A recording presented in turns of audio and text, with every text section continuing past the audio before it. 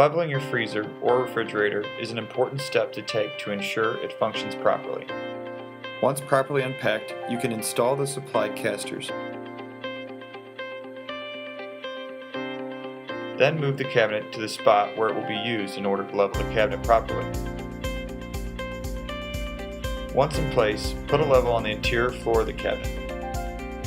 Be sure to check the level from side to side as well as front to back. If the cabinet is not level, use the provided caster shims by adding a shim to the caster on the side that needs to be heightened. It is important to use no more than 3 shims per caster. Always alternate the shim openings when using more than one, and be sure to tighten the caster so the bottom of the cabinet is flush with the shims.